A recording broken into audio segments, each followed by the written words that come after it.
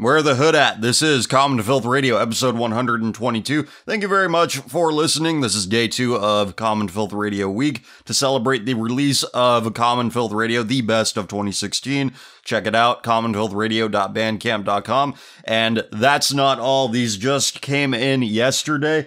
New Common Filth t-shirts. These are 100% cotton unisex shirts, and every purchase comes with a free sticker. Supplies are limited. Don't wait too long. This comes from CatholicNewsAgency.com.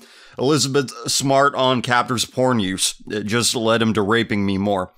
So this happened a while ago, her kidnapping. I remember it. I don't know if you remember it, but it says, Elizabeth Smart, who drew the nation's attention when she was abducted from her home at age 14, said that her captor's pornography use made her captivity much worse. She said looking at pornography wasn't enough for him. Having sex with his wife after looking at pornography, it wasn't enough for him, Smart said in a recent interview. And then it led him to finally going out and kidnapping me. He just always wanted more. In 2002, Smart was abducted at knife point from her bedroom when a man broke into a window in her family's home in Salt Lake City. She was taken to a makeshift campsite just a few miles away where her captor, Brian David Mitchell, and his wife held her for 9 months until she was discovered and rescued. During that time, Smart says that Mitchell declared her to be his new wife and raped her multiple times each day. Mitchell was later found guilty of kidnapping and sexual assault. He was sentenced to life in prison. Now, in an exclusive interview with Fight the New Drug, a group that works to educate people on pornography's effects on the brain and society, Smart discusses the role that pornography played in her captivity. At the end of the interview, Smart describes what she calls the longest 9 months of my life. Every time when I thought I had hit rock bottom, my captor would find something new to make it worse, she said.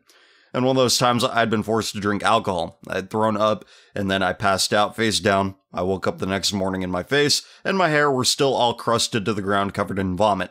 And I remember at that point, just feeling like, how can you get any lower than this? But just a few days later, she continued. My captor was just really excited and really kind of amped up about something. It turned out his excitement was over hardcore pornography, which he forced her to look at. And she says, I remember he would just sit and look at it and stare at it, Smart said, and he would just talk about these women. And then when he was done, he would turn and he would look at me and he would be like, now we're going to do this. It just led him to raping me more than he already did, which was a lot. Smart said she doesn't know whether Mitchell would have kidnapped her had pornography not been involved. All I know is that pornography made my living hell worse. Smart's interview comes as an increasing number of hotels, restaurants, and states are recognizing the damage caused by pornography as well as the link between pornography and human trafficking. Studies have found that porn is addictive and elicits a response from the brain similar to the use of drugs. In addition, research shows that regular porn users can develop a tolerance over time, needing more extreme pornography to become aroused, much like any drug. Every junkie, no matter the drug. You know, they end up at rock bottom, they tell their story, a little wasn't enough anymore, and they keep doing it more and more and more and more until they hit rock bottom. Here's more facts on the matter. A 2012 survey of 1,500 men found that 56% said their tastes in pornography had become increasingly extreme or deviant.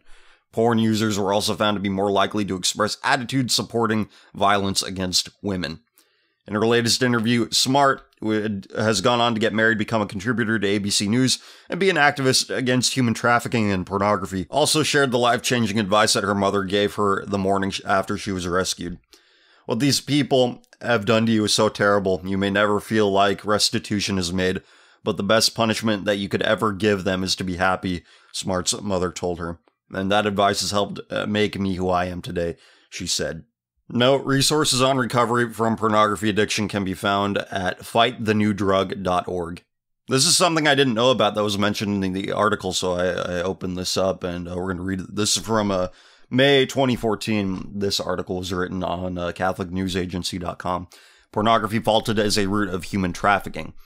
An expert in combating human trafficking urged congressmen last week to focus their efforts against the scourge on reducing the demand for commercialized sex, including pornography. I mean, it is virtually prostitution. It's really no different. Layla Micklethwaite, manager of policy and public affairs for Exodus Cry, an international anti-human trafficking organization, told CNA May 9 that while it is important to rescue and rehabilitate victims of human trafficking, work of prevention is the most important thing we can do in the fight against the global injustice of sexual slavery. She added that preventing people from ever ending up in those exploited positions would be the greater victory. The most critical component of sex trafficking prevention is reducing the demand for commercial sex, Micklethwaite noted. Micklethwaite had spoken at a May 7th presentation hosted by Representative Randy Hultgren, Republican of Illinois, a recently selected member of the Congressional Human Trafficking Task Force for congressmen and their staff. Hultgren noted that the issue of human trafficking extends even to our own backyards. We cannot turn a blind eye to what's going on in the shadows and what is at the root cause of it, he stressed. Learning about what exacerbates the problem of human trafficking is a difficult topic, but we must address the evidence before us. If we could save one child, one woman, one life, then our efforts would be worth it. Micklethwaite's presentation emphasized the enormity of the problem of human trafficking, an industry that generates over $32 billion, that's billion with a B, in crime each year, and includes some 10 to 30 million people held in some form of slavery today, performing a wide array of tasks including sexual slavery, forced or bonded labor, involuntary domestic service, child soldiering, and organ trafficking. She added that while several forms of human trafficking occur in developing nations, sex trafficking occurs mostly in developing nations. Let me repeat that. She added that while several forms of human trafficking occur in developing nations, sex trafficking occurs mostly in developing nations. Victims of sex trafficking are forced into the industry by a variety of means, including online recruitment, romantic interests, or family members using their relationship to sell the victims and abduction. Micklethwaite stressed the connection between the prostitution and sex trafficking industries. Sex trafficking and prostitution are linked, she said, noting the connection between the legalization of prostitution and an increase in human trafficking in a given area. In order to combat sex trafficking, we must also reduce demand for prostitution. She noted that one of the most effective means of combating human trafficking is to decrease the demand for the commodification of sex, pointing to Norway and Sweden, which have enacted laws criminalizing the purchase, not the sale of sex. She noted the decrease not only in prostitution, but in the number of men who buy sex and a decrease in sex trafficking rates. That's all well and good, sure. What these laws say, however, is that prostitution is still acceptable. They don't have a problem with it. They just have a problem with what it produces, even though you can't separate the medium from this message. This is yet another example of white cultures saying that, oh, as long as it's fine. As long as blank, it's fine. Instead of saying, no, this is unacceptable. We don't want this in our society. So Norway and Sweden, which have enacted laws criminalizing the purchase, not the sale of sex. You know, California did something very similar to that. Child prostitution is now legal in California. Now, I know that NBCNews.com says that new California law does not legalize child prostitution, but the bill which enables this, SB 1322, who added this? The op-ed writer, Travis Allen. Travis Allen says it bars law enforcement from arresting sex workers who are under the age of 18 for soliciting or engaging in prostitution or loitering with the intent to do so. And the NBC News author added that, and that's true. And that's true. Yet somehow it doesn't legalize child prostitution. You think we're that stupid to think that a law which bars law enforcement from arresting sex workers who are under the age of 18 for soliciting or engaging in prostitution or loitering with the intent to do so isn't legalizing child prostitution? Here's a riddle for you. What was stopping the California legislature from writing a bill which places parents in jail if their children are caught selling their bodies? It was nothing but their own cowardice. Nothing but their own cowardice prevented them. I have a suspicion as to why they did this, much like why Norway and Sweden enacted similar laws. Laws such as this amount to little more than keeping up appearances. They could take the laws off the books and say, look, child prostitution is down because, we don't enforce it anymore. This is nothing more than a low-cost, low-effort way to keep up appearances, to maintain the illusion of improvement. So all of the suits can tell their constituents, look, we lowered child prostitution. Look, it doesn't exist anymore. And all the idiot voters are like, yeah, you've done so much. Wow, thank you. You've done so much for us. Look, we're not stupid enough to believe what NBC News says, that California didn't actually legalize child prostitution, even though California did. The reason they can write completely bullshit headlines like that is because there are a lot of stupid people out there. Because they just look at the numbers and say, oh, okay, that's good, without realizing the context that enabled those statistics. They look at Europe and think they have an ideal society where they have such enlightened and progressive views on criminal justice and law enforcement, when in reality, every law written within these white liberal societies is written to obfuscate their complete failure. Fake it till you make it, even though you never will make it. Lie and deny, that's the MO of all liberal societies. Where if something exists, it's valid and is worthy of your protection. That's really their worldview summed up. It exists, therefore it's fine. How to enforce laws the European way. Pretend crime doesn't exist. No, the criminals are really victims here. But this article's a good one. It was, again, written a couple years ago, but not much has changed, if anything. Says it, Micklethwait argued that laws and policy must focus on combating the root cause of pornography because of its role in creating a demand for sex. This demand is further commodified in society through advertisements and popular culture. The Marxists were right about one thing. Late capitalism is just, that's where we are. Everything is a commodity, everything is vapid and meaningless. And it's a race to the finish at this point.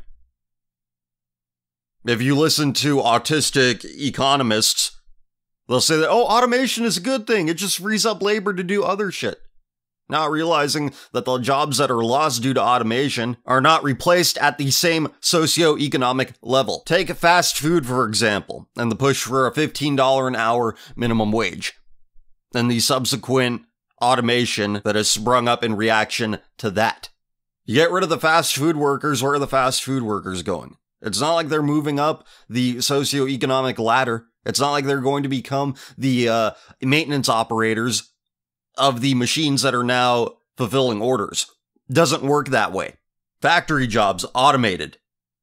So many jobs lost due to automation, and once you automate, you're never going to go back. Once factories automate, once anything automates, you're not getting it back. Companies refuse to go back. And the jobs, factory jobs in particular, that do require the human touch, you get the same quality work out of some third worlder for a fraction of the cost. Because Americans don't take pride in their work, no matter how simple it is. No matter how simple their task is, they don't take any pride in it. They don't find any fulfillment in it. It's because Americans are poor in spirit and possess complete apathy or antipathy towards availing themselves of all of the benefits spiritual wealth provides. As I've said for so long now, what you want the most, you need the least. Americans think they want jobs, when in reality, they need Jesus. They get money, and what do they do with their money? They give it to a transsexual cam whore on Twitter. MySpace Angle Mark II. Watch that video that I did. And there are hundreds of thousands, probably tens of thousands and more that I didn't feature in that video that fit this description. And why are these dudes who are pretending to be girls making a living at this? Because they have a consumer base. A consumer base that's just as perverted and destitute in spirit as they. And it is this mass sexual psychosis that enables all forms of dysfunction, including human trafficking, which is what we're dealing with here. Pornography is ubiquitous and self-perpetuating, Micklethwait offered, and results in a system that is both creating and supplying demand for commercial sex and thus sex trafficking through its addictive effects on the brain. In addition, pornography's filmed prostitution, there you have it, and oftentimes human trafficking itself. She warned that victims of human trafficking are often recorded during sexual acts, such as in live webcam pornography, and that the growing medium of child pornography is always a form of sexual trafficking. Quoting a former pornography filmer, Donnie Pauling, she explained that pornography is not a whole lot different than from human trafficking, and that you start seeing people for the amount of money that they could make you. Micklethwait also rejected the protection of pornography as a form of free speech, saying the medium is increasing demand for commercial sex trafficking through production and distribution and perpetuating a culture of complicity in commodifying women and children's bodies. This is another severe defect in our collective thought process. We're of the opinion that speech has to be protected and anything you do is speech. Unless, of course, it's homophobic speech, or transphobic speech, or sex-negative speech. You're not saying anything when you come. You are saying nothing. So it could not possibly be speech. Sexuality is not speech. But by virtue of the debauched, mercantile language we speak, nobody can rise above those means which contain them, and the means which contain them are language. Think about it. The English word for love. Oh, I love these pancakes. Oh yeah, I love this song. A man says he loves his wife. He loves his children. Now, obviously, these are all very different things, but we don't see the difference. We can't fathom the difference because of the language we speak. Now, that's most people. Most people cannot discern context or subtext. So that gets mutated into love is love. That gets mutated into a mother claiming that, oh, I love my child, therefore I'm going to mutilate its genitals and inject it full of hormones because he likes the color pink or picked up a Barbie doll one time. So everything is equal in the depraved, debauched mind of the English speaker, the average English speaker. You and I are different, of course, because we can rise above the means which contain us. But most people can't. And so you get the mindset which leads you to think that come equals speech. It's no coincidence that the notion of blank slate, equality, egalitarianism was invented by an Englishman. Going back to that Elizabeth Smart article, the study, it said that studies have found that porn is addictive and elicits a response from the brain similar to the use of drugs. In addition, research shows that regular porn users can develop a tolerance over time, needing more extreme pornography to become aroused, and needing more extreme situations to achieve the same effect. And look where it led that guy who kidnapped her. There's a study here that I brought up from yourbrainonporn.com. This one says, Novelty Conditioning and Attentional Bias to Sexual Rewards 2015. Another Cambridge University fMRI study. Compared to controls, porn addicts preferred sexual novelty and conditioned cues associated porn. However, the brains of porn addicts habituated faster to sexual images. Since novelty preference wasn't pre-existing, porn addiction drives novelty seeking in an attempt to overcome habituation and desensitization. Now, if you need me to tell you where that leads, then you need to reevaluate yourself, requiring more and more sick shit. And then once you find the sickest shit you can find in the virtual realm, you move it into meat space. If you cannot see this, and the undeniable proof of these findings, you should consider drowning yourself. You should consider killing yourself, because the world will be better off without you. This was a popular request. A lot of people send me this.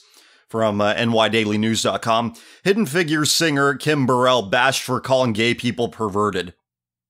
Now, why in the world would anybody bash this woman, this very brave woman, might I add, for stating the truth? Of all the information I have documented, curated, and analyzed on this show, we could say that, beyond the shadow of a doubt, the sodomite is a tremendous pervert.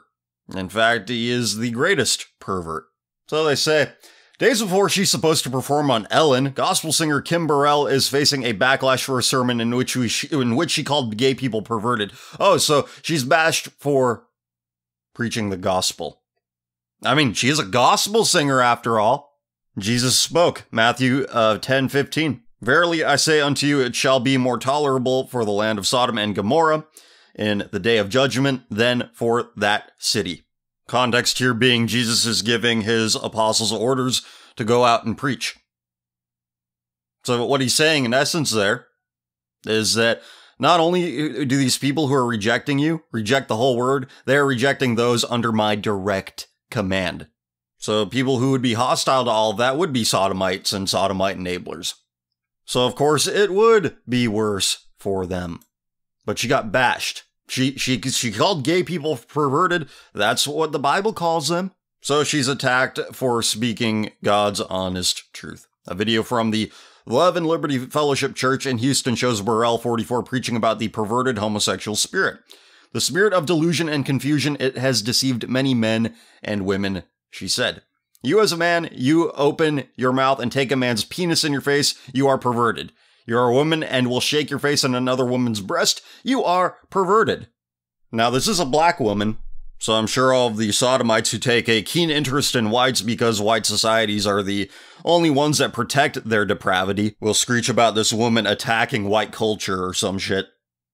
On social media, critics attacked Burrell for her comments, hoping folks like Kim Burrell and others like her finally realize that the hashtag love is love. It wrote Carrie Pennebaker, 2016 congressional candidate from Wisconsin. Do you consider Ellen to have that perverted homosexual spirit you speak of? Asked blogger Alan something on Twitter. Yes. She said what she said.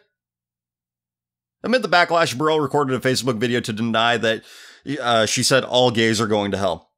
We're not in a war against the flesh and blood, she said. I came on because I care about God's creation and every person from the LGBT and anything else. Any other kind of thing I said that is supporting gay? I never said LGBT last night. I said sin. And whatever falls in the sin was preached. Burrell, an enemy, accused an enemy of manipulating her words to make it look like she has a personal agenda against people.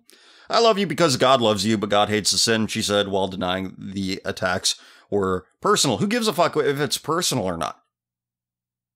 It's either right or it's wrong. Who gives a fuck where it's coming from? She's violating rule number 1 when it comes to dealing with these people. Never apologize. Never backtrack. Never back down. Because the truth to the delusional is hatred. That's hateful. And therefore, it's anything not positive is not worthy expressing. Like what is is that in Jesus 4:20? If you don't have anything nice to say, don't say it at all. You cannot say one kind word about that which has nothing good about it. Hashtag love is love. Hashtag sin is sin. There you go. There's another translation for love. Love equals come, love equals sin. We love using euphemisms. We love to obscure what we really are, don't we? But the lesson here is the one I've been preaching about for so long. You speak one word of truth about what the sodomite really is, you get trash flung at you from all directions. No matter who you are. You speak the truth about the sodomite, which is the only thing they fear. They only fear judgment. They don't fear death because they're already dead. No, they fear the truth. They fear the illusion wearing off. The illusion that most Americans are under. The illusion that most people belonging to the Western world are under. The illusion that most whites are under. And you even attempt to break that spell, you're going to get it. You're going to get trash flung at you from all sides. You're taking a tremendous risk. Because it's not only the sodomites you have to worry about, it's their enablers. And they're sodomites too, so there's no use in making the distinction between the two. You either support it or you don't. And if you support it, you're just as bad as them who actually partake in it. In more Sodom's best friend news from gendertrender.wordpress.com, this will be no shock to anybody who actually hears what I'm saying. who actually understands the truth of the matter. Gendertrender.wordpress.com. Parents who sterilize their kids over gender norms are overwhelmingly white, says Dr. Johanna Olson Kennedy. Even in these major metropolitan areas such as Los Angeles, San Francisco, Boston, Chicago, and to a certain extent New York, where there are trans services available for young people, we are not seeing trans youth of color in the blocker age group. So the younger kids, I'm talking about in the 8 to 14-year-old range, we are seeing a disproportionate number of Caucasian patients coming in. And the American cities are epicenters of diversity. Keep that in mind. Disproportionately white. And the huge lack of, certainly not representative at all of the diversity of those cities. And I think it's not just limited to Black and Latino families that we're not seeing, but it's also Asian, Pacific Islander, Native American. All kinds of, we're not just seeing the diversity represented. So, for example, in my cohort of young people who are on blockers, which is probably 70 or 75 kids, we have about 3 African American patients, and every single one of them is adopted by white parents.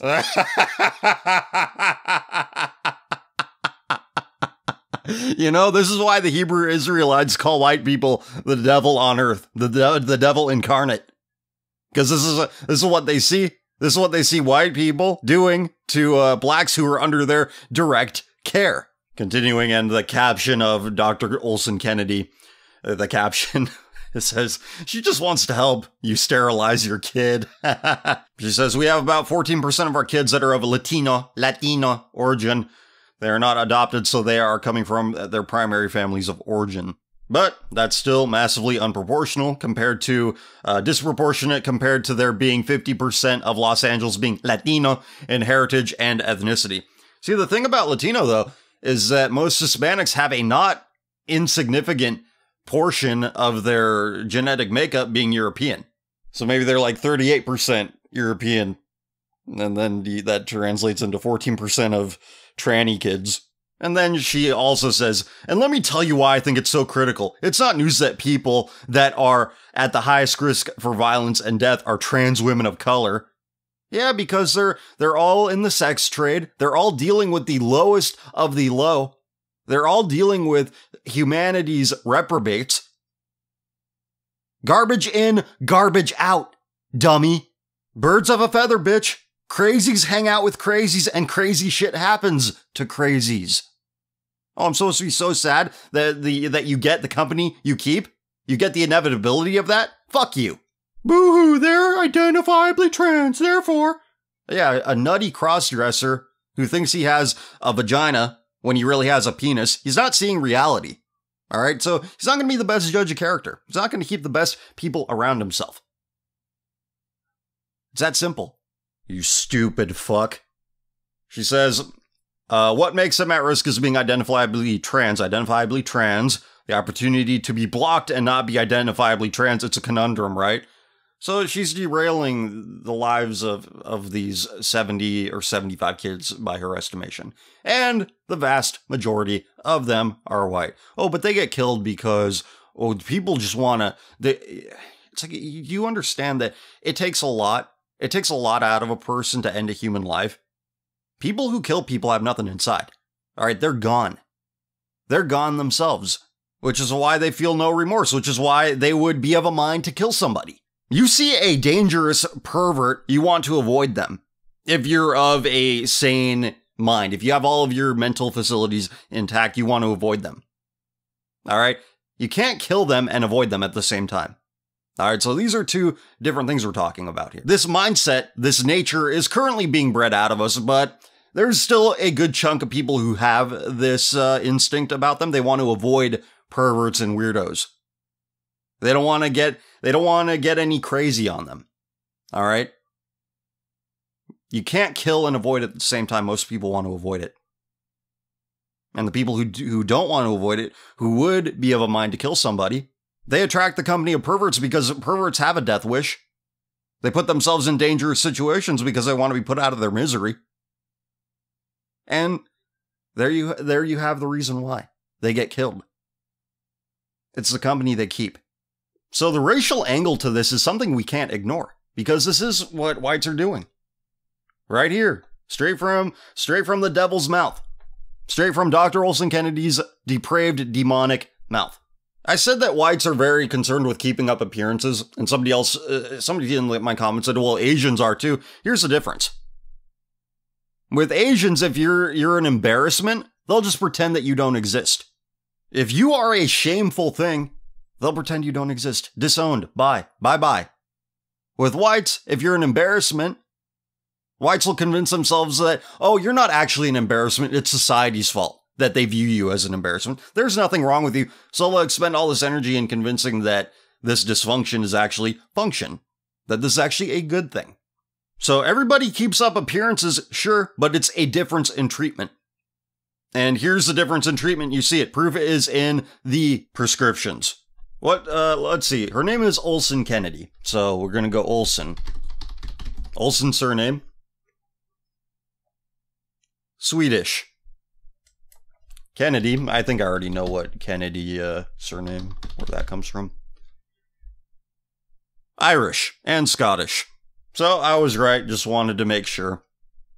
If the powers that be were smart, they would direct the whole white privilege argument towards this, towards attacking this. They would say, look at what these white people do with all of this free time and wealth and, IQ points. They get crazy ideas and they bring them to life. They would say, this is the true face of white privilege.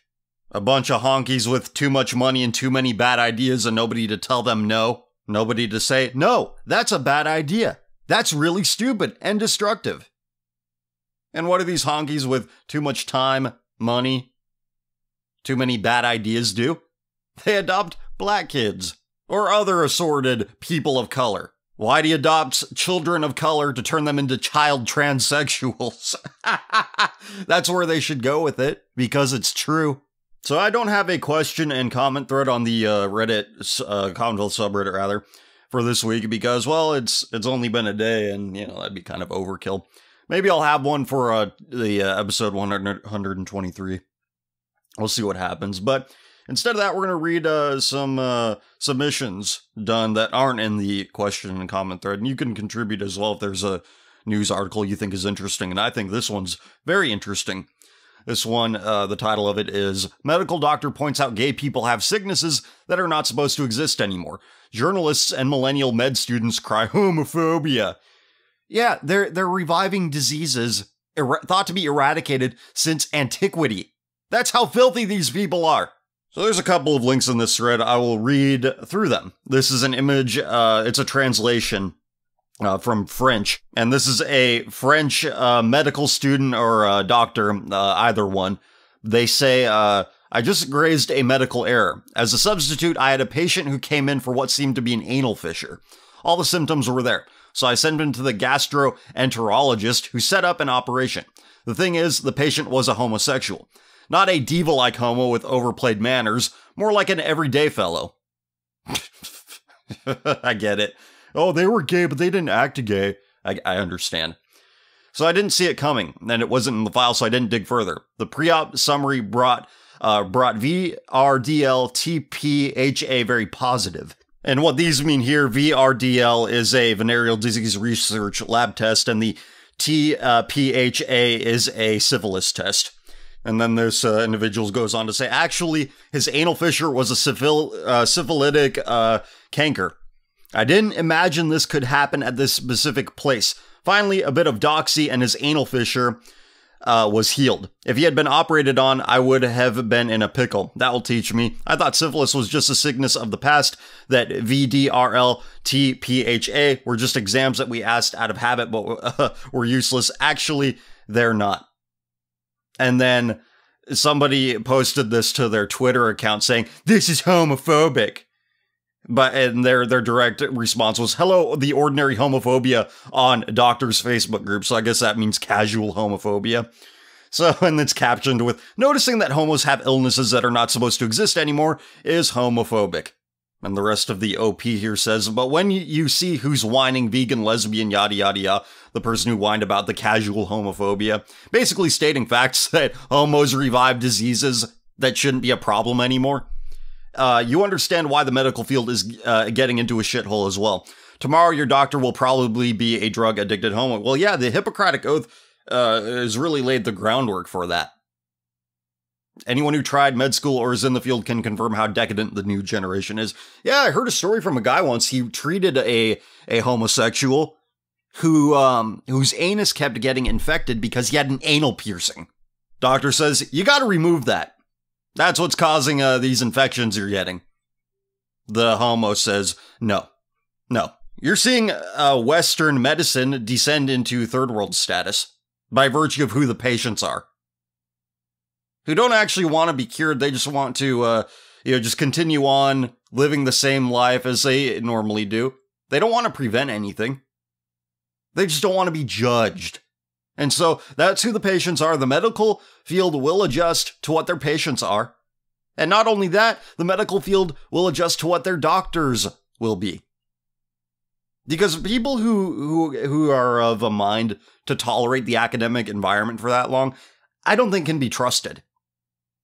All right, if they're in it that long, they enjoy it. They enjoy the structure of it. They enjoy all the propaganda they receive. They like the pats on the head they get for repeating the right opinions.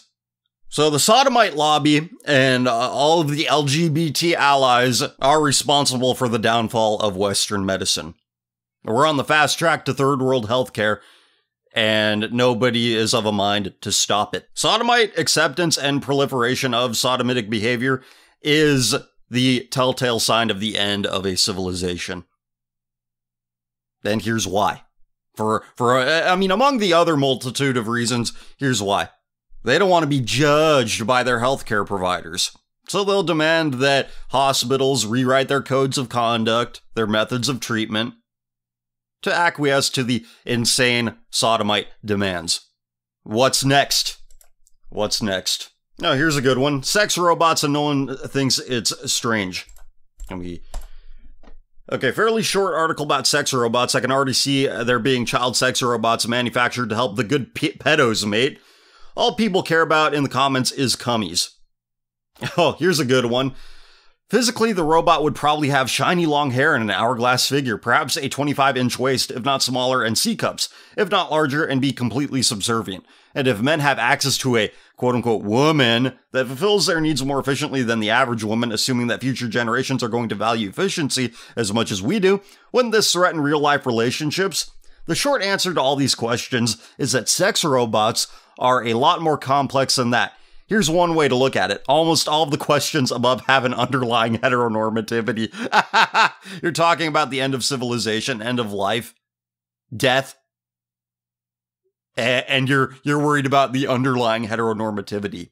Again, you could go after white privilege and make a pretty convincing argument that it's a bad thing by pointing out the ridiculous whims and notions of people like this. The problem with sex robots is the underlying heteronormativity of the questions asked about them. I remember last year we read an article on this show about Malaysia banning a sex robot conference. Now, Malaysia, predominantly Muslim nation. Just putting it out there for whatever it's worth. Whether it's because they're Muslim or whether it's because they're Asian, they understand that men or women directing their sexual impulses, their power to give life towards sticking their dick in mechanical things, they know that is disgusting. That is abominable.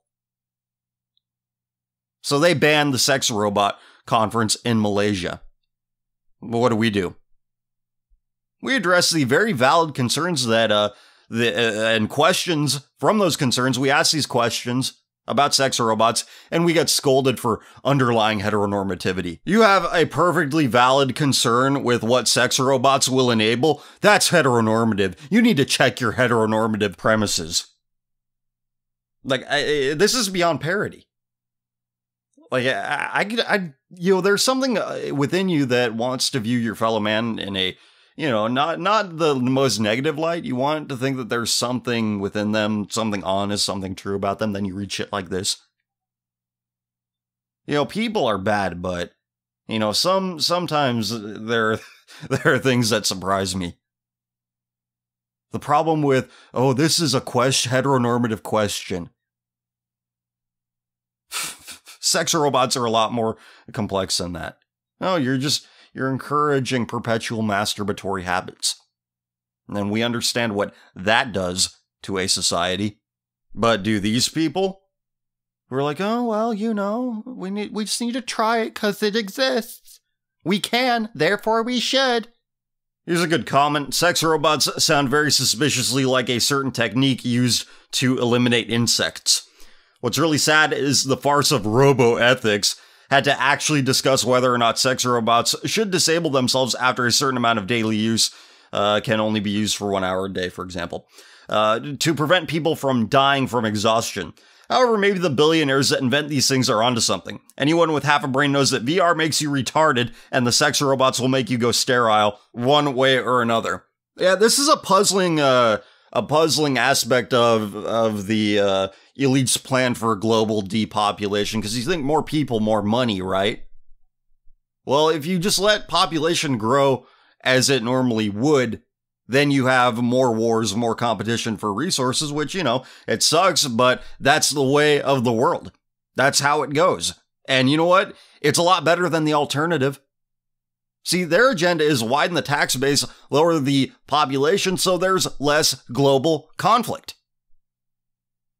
So they're maximizing revenue and minimizing risk. And to achieve these ends, they're using pre-existing attitudes towards life in general. People want to check out of reality completely. People have a complete inability to cope with what is actually in existence. So they want to, bury themselves in a tub of goo, strap on the VR headset, and pretend that's their life. They just want to check out completely. And that's where we're headed.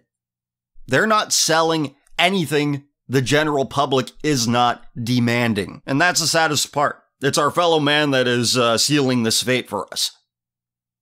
And maybe we're helping too because we're not saying anything. We're not doing anything. We're not getting in people's faces, pointing the finger at them and telling them, stop being a fuck up. Quit trying to avoid your responsibilities.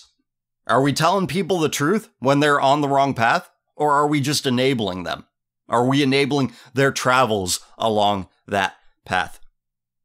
Because if you are enabling them, you need to stop. Because you're just as complicit as they are in the destruction of everything that's good. Here's another thread. Sick women talking about how they got into porn. It's a link to a YouTube video, which I have not watched, but this article from the Daily Beast was linked to. Thomas Andrew Jackson said, sick stuff, but for once, here is hope. One of the biggest companies, Brazzers, is currently being attacked by one of the women they raped, Nikki Benz. Normally, this would be just another day at the office for this vile industry, but Nikki Benz is one of the most popular stars in the world, and also the company's official mascot. Brazzers built a monopoly by running unofficial PornTube pirate sites to bankrupt their competition before going into production for themselves. So hopefully the industry collapses if Miss Benz manages to inspire a widespread boycott. There'll still be sexual depravity online, but at least it won't be literal economic rape. God bless Miss Benz in her fight. Oh, they might get shut down, and there might be a boycott, but it'll just be directed somewhere else. It's not like people are going to stop. But we'll read the article from the Daily Beast, written by Aurora Snow. A famous porn star claims she was raped on set. Will she receive justice? One of porn's biggest stars calling out one of the adult industry's biggest companies over a scene she alleges went way too far. In a series of tweets last Tuesday, Nikki Benz described how she went into shock on set and cried for the first time in her 13-year career. The 35-year-old was shooting a sex scene for Brazzers, a popular porn production company, when she claims that the film's director, Tony T, intervened and stomped on her head before violently choking her. That is, what could I add to that? That's fucking sick. Ben said that she begged him to cut and said no, adding that she was not okay with this, but her objections fell on deaf ears. It wasn't supposed to be a rape scene, she wrote, suggesting that Tony T and Brazzers were complicit in her sexual assault and bullying. Benz could not be reached for comment. She tweeted, "In my 13 years in porn, this was the first time I went into shock on set and cried, #Brazzers. And then somebody asked her why did she accept to film a rape scene then. She responded by saying because it wasn't supposed to be a rape scene. On-set bullying, rape, and violence should never happen. No means no on camera, off camera, just no. If that weren't enough, Benz is the literal face of Brazzers, having served as the company's official brand ambassador since June. The company that should have had my back from day one, Brazzers, failed me, she said. What happened to me could happen to any girl in my industry. In an attempt to distance themselves from the controversial shoot, Brazzers first issued a press release on sister site Trends, stating, "We do not produce content ourselves but commission producers to do so on our behalf." Now get this. They said, "We understand that this particular scene was an unscripted scene with the artistic direction left open to the producer's discretion." It's art. Art. They said it's an artistic direction. When this was met with considerable backlash, the company announced that they'd cut ties with Tony T. Benz and subsequently labeled the canned statement and the firing a PR stunt, maintaining that Brazzers had yet to apologize to her. Not surprising, former Brazzers contract star Shauna Lenny, however, says she doesn't buy into the company's third-party producer claims, adding that she's also had problems with Tony T on set. Lenny signed a 6-month exclusive contract in 2014 with Brazzers and says her first shoot with them after a 4.5-year hiatus from porn almost made her quit altogether. Tony T was yelling at the crew and throwing things. He has a temper problem. He was emotionally abusive, says Lenny. And I bet you this describes every single one of these dudes who works in this industry. They hate women. They are abusive. And they found a way to make money being who they are.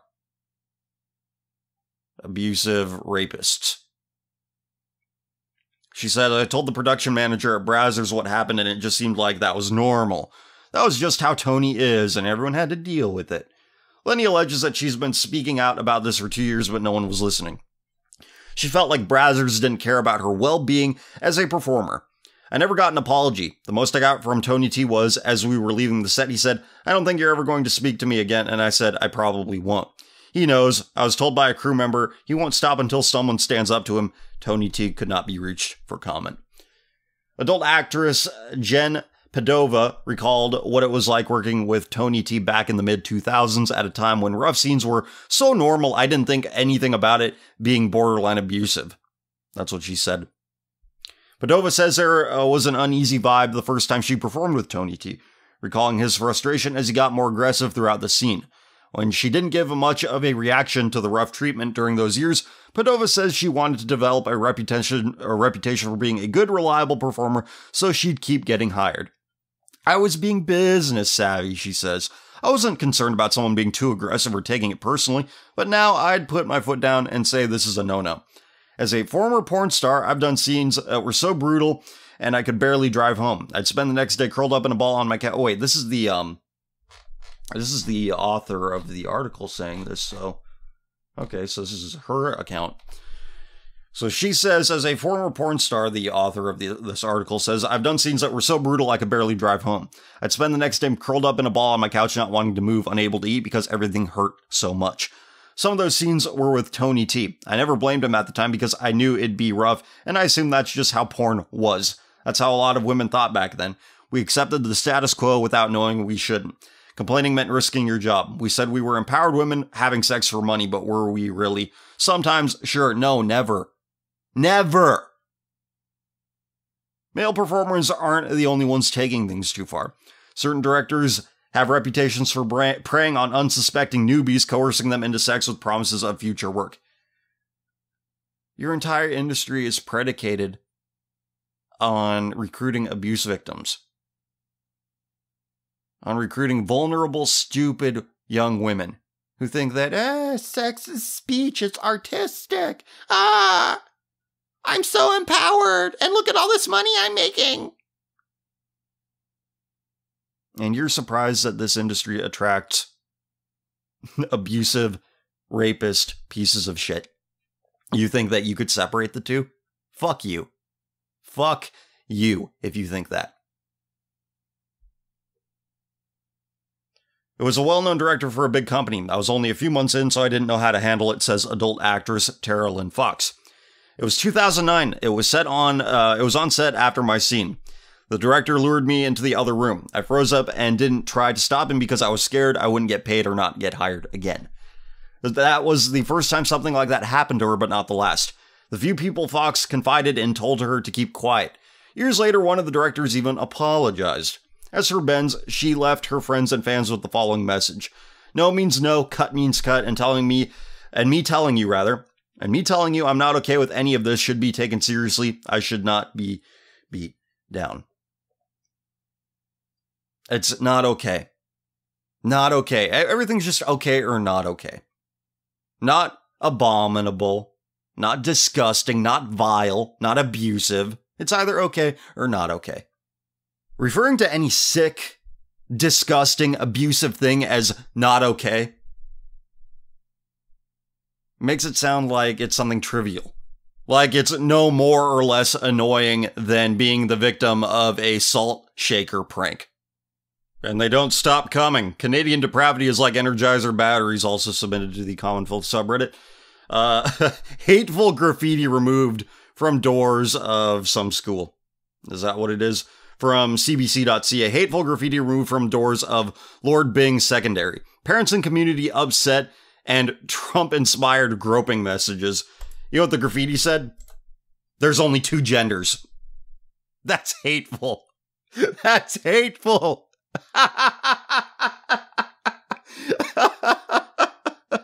Look, these are the kinds of people your society breeds. If they just live around nice, polite people who don't commit any crimes, they're not loud, they don't judge. No, you need belligerents. You need ne'er-do-wells. You need rowdy, slightly dangerous people. Because then you have actual problems, and the people who are exposed to these problems, well, it's like sharpening a blade. Because if you're not getting sharpened, if that blade is not sharpening, it gets dull. And it's the same thing with people. If they have no conflict, no actual legitimate danger, like, oh, geez, yeah, we have some problems in our community, we need to clean it up. If there is no conflict, if there's just malaise, ennui, boredom, ennui, it makes you very, very dull. And it leads you to have this mind where you think there's only 2 genders is hateful graffiti. And that's what you have up in Canada. A bunch of soft, dumb people. Reflected in their choice of leadership. They elected a fucking ballerina as their prime minister. So get this, parent Allison Foreman was the first to raise concerns after hearing about the graffiti from her stepdaughter, a student at the school. Fucking stepdaughter. Yeah, great. And more people who have no idea who their actual parents are. She says, I was so horrified and heartbroken. That's what she said. She said, Byng is so active with the gay-straight alliance and the LGBT community. It just makes me sad that anyone at that school wouldn't feel safe with comments like that. Stating facts makes you feel unsafe. Fuck Canada. You're a bunch of spineless jellyfish. Hey, somebody said something bad about perverts, eh? I don't know about that. I think you gotta go to jail. That's kind of homophobic. These tweets. Other parents and school board trustees took on the cause, sharing in Foreman's anger. Horrified. My friend just took these at Lord Byng High School. Apparently been there for a week. And then somebody else. Shaking as I type this. Students are heartbroken seeing these messages plastered on the walls of Byng Secondary. Shaking. Shaking as you type this over graffiti that says, there's only 2 genders. We need a world war. We really do. And I really hope the right side wins. I really, really hope the right side wins. Because there's nothing good, there's nothing virtuous, there's nothing strong about this side. The side that literally shakes when somebody sprays some graffiti on a wall that says, there's only 2 genders. One last bit of news tying into something we talked about earlier from the local.dk. Growing number of kids in Denmark change their gender. Again, from the local.dk. Denmark's news in English. More than twice as many minors as expected have expressed a desire to change their gender this year. Since January, the sexology clinic in Copenhagen has offered hormone treatment to minors who feel like they were born in the wrong body. Okay. The sexology clinic. This has to be covered by the taxpayer, right? Denmark.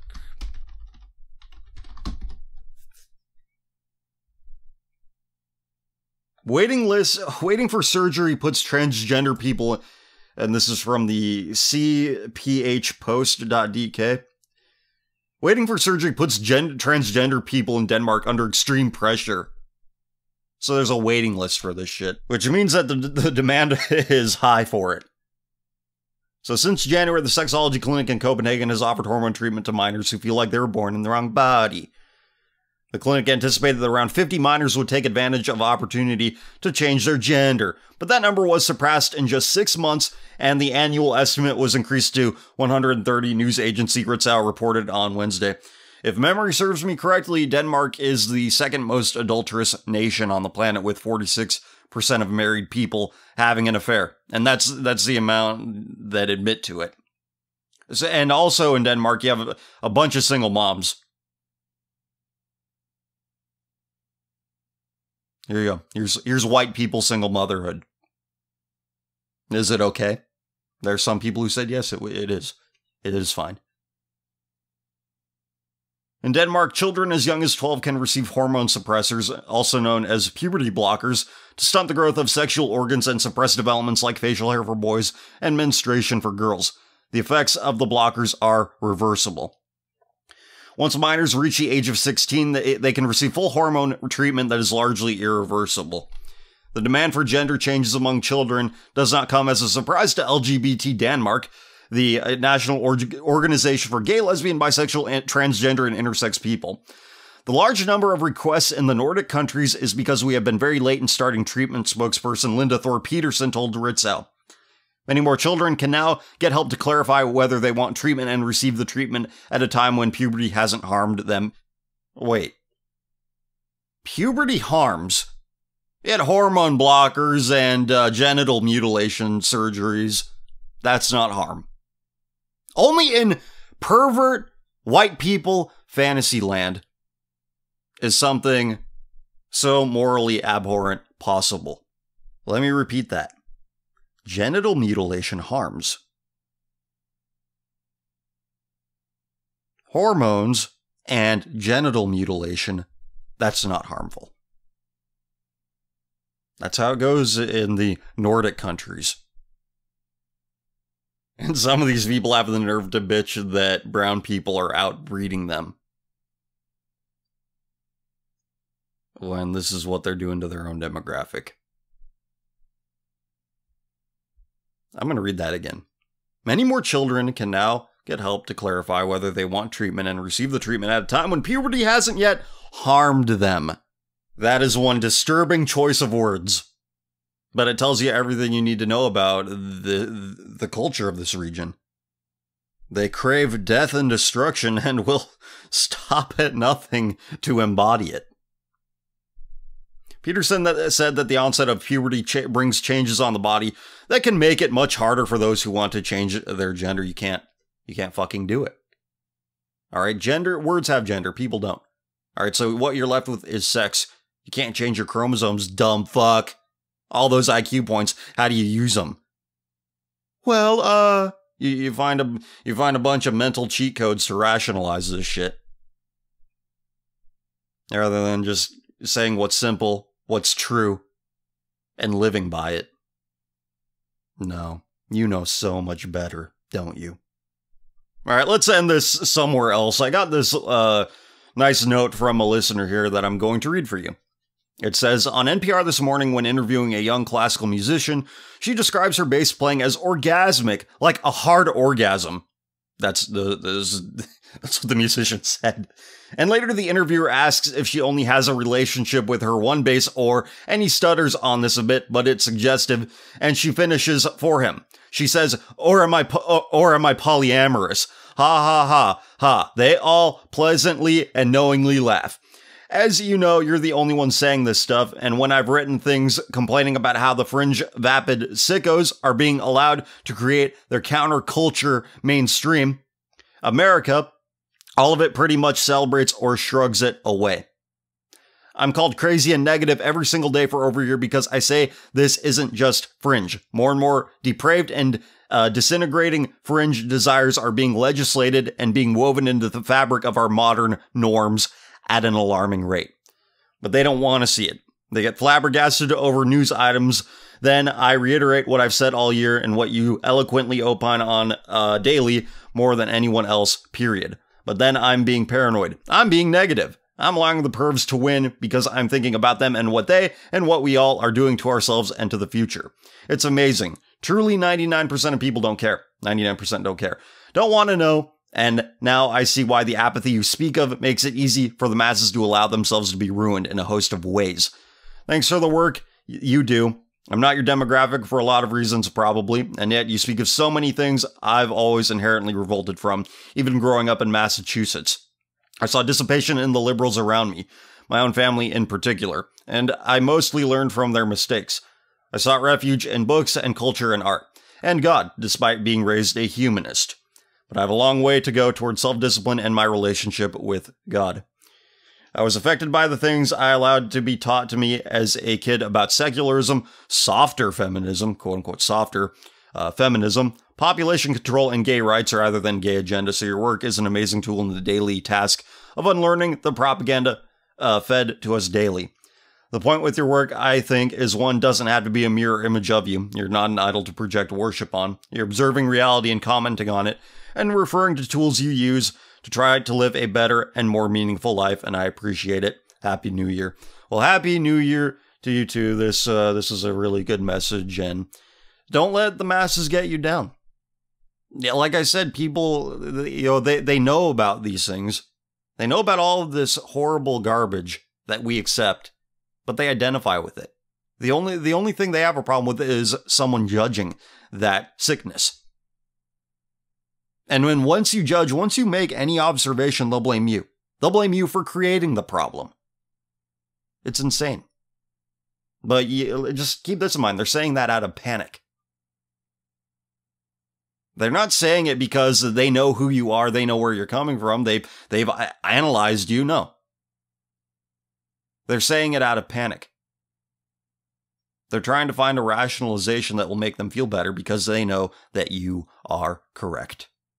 With all that being said, I'll call it for this episode of Common Filth Radio, and it was a good one. Thanks for joining. I'll see you tomorrow. We'll have new things to talk about, new exciting things to talk about, I am sure. Don't forget, Common Filth t-shirts available now on commonfilthradio.bandcamp.com/merch. International shipping is available, and every order comes with a free sticker.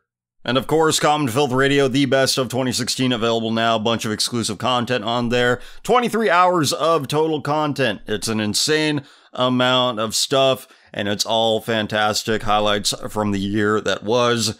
But now it's the year that is. It is the present year. Here's one of the segments I chose for the collection. This is called This Quantity is Low Quality on the Collection. That's what I titled it. So let's give it a listen, and I will talk to you tomorrow. How many girls do we all know who post articles from wherever about 5-year-old, 6-year-old, 7-year-old, 8-year-old transgenders?